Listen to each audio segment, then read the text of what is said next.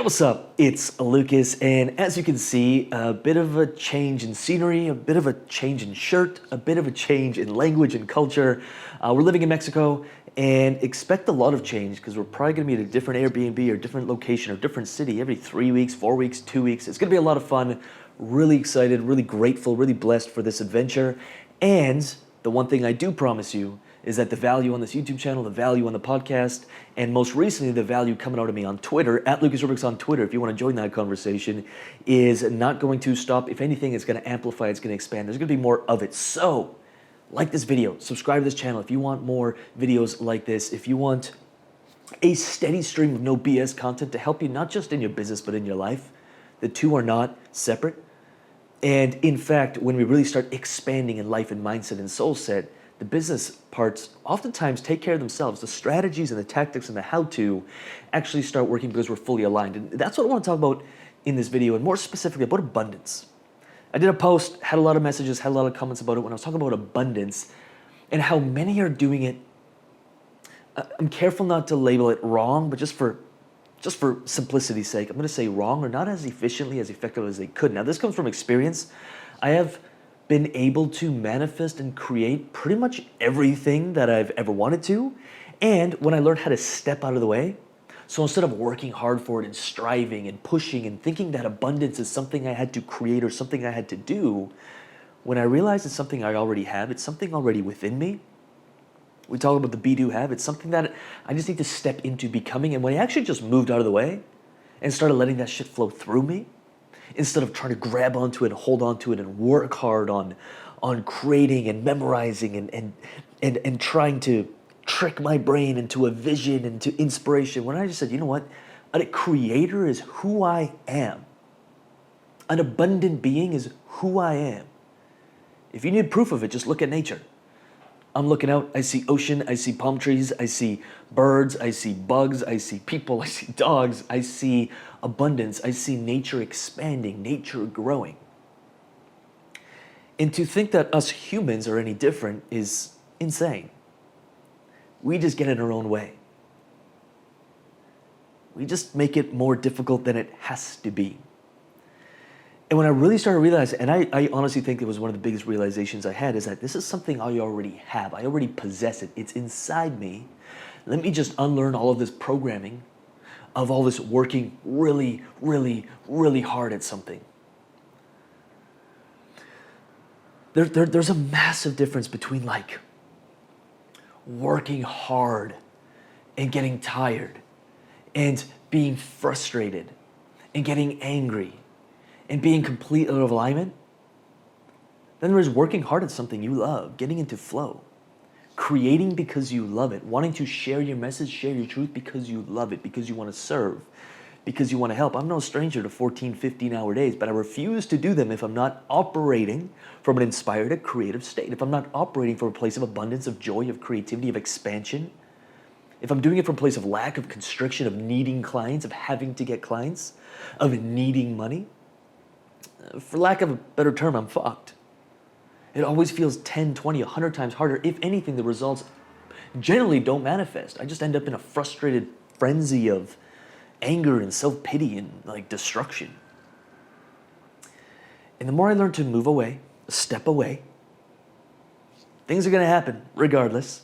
Understanding there's very little I can control. In fact, all I can really control is myself, my emotions, what I choose to focus on, my perspective, my energy, how I show up, how I lead.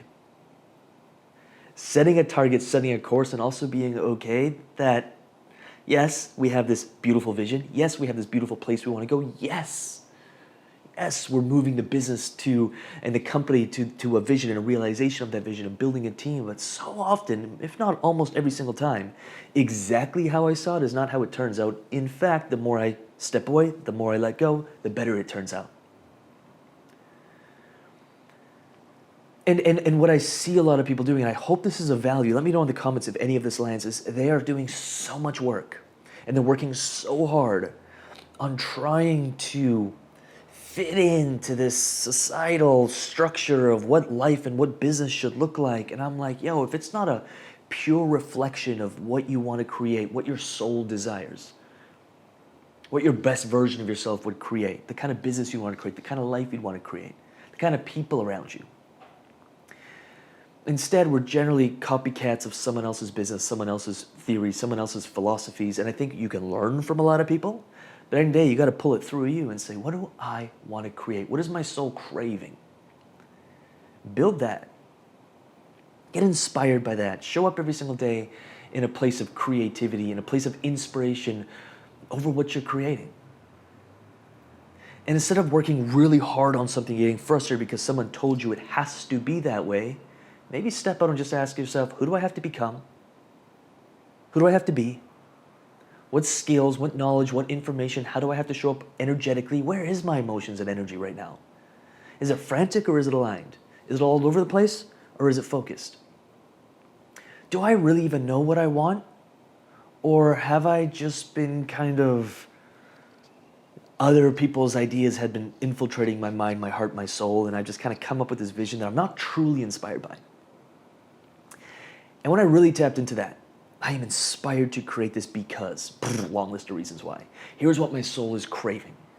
When it does get difficult, which it will, we're creating a new reality, we're becoming somebody new. I'm gonna let you know that building a team has been massively challenging, but the vision is so strong that I'm willing to continue to become the leader or the person who can create it. And when it gets tough, it's so easy to start constricting and start restricting and start getting fearful. I get it, I'm there too. But having coaches and mentors or people, which I always have around me, who can just bring me back to, wait, what is the vision? What are you creating? Let's shift you back into an expansive, a creative, a joyful state, and then operate from that place. I'll just end this with one more thing. Really, my deepest desire is that this is of value. If it is, let me know in the comments below, or share your own thoughts, your own ideas, your own experience of this. One last thing I want to share is, it's this beautiful line. Remember that we're becoming somebody new.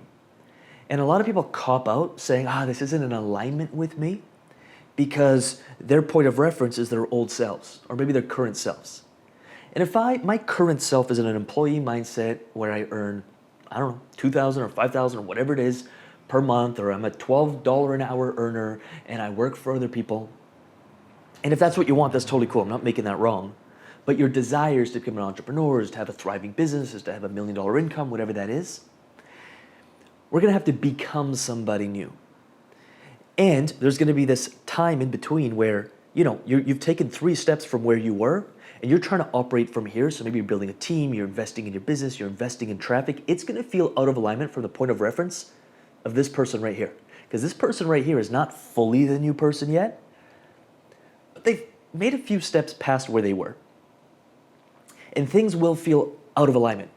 Just depends what point of reference we're looking from. And so for me, every time I start feeling out of alignment, I ask myself a question. Okay, who am I becoming? And if I am to become, or if I step into that person right now, how would I operate? And would I be out of alignment with what I'm about to do, what I'm doing, what is causing this fear? And generally the answer is actually no. I'd be in full alignment. And that washes away that fear or that excuse that we create for ourselves. I must be out of alignment. This just doesn't feel right. Of course it doesn't feel right. We're operating as somebody else. We're stepping into a new identity. And there's a gap. There's a time between that things may feel misaligned. That just depends what point of reference you're looking from. Really hope that helps. That's a big game changer for me. I'll always sit down when I'm feeling chaos or anxiety or stress and just say, okay, wait. Who am I operating from right now? I'm operating from the point of reference of the old Lucas. The Lucas who was a lone wolf. The Lucas who created $40,000 a month solo. The Lucas who had full control of everything. But what I'm stepping into is building a team. Building something that is way bigger than me. Let me step back into that future self. Let me become that person right now, and now let me make my decisions from that person. Game changer. Really hope that helps. www.lucasrubix.com. Again, at Lucas Rubix on Twitter. Expect a lot of thoughts and ideas and things we work on with clients and ideas like this and conversation. Join the conversation. at Lucas Rubix on Twitter. That's going to be a main area of focus for me. I'm having a lot of fun on Twitter already, and it's been like 2 days. So check that out, at Lucas Rubix on Twitter. For anything else, www.lucasrubix.com. The Coaches University has just gone through a massive revamp. Coaches University used to be a group coaching program first, and then a one-on-one program. So we had group coaching with some one-on-one support. We've recently flipped that. It is a full-out one-on-one coaching program. You get a head coach, you get assigned a coach. Your work is reviewed by a coach. It's one-on-one, high levels of accountability, and then there's a community aspect. We've actually taken that community off of Facebook and created our own membership site, created our own area for members. So if you want to check that out, www.lucasrubix.com. For anything else, let me know in the comments below. Like this video. Do it, or don't. If you don't like it, don't do it. Don't like it. You probably didn't make it to the end of this video if you didn't like it. But if you did, leave a comment below, like it. And with that said, I'll see you in the next video.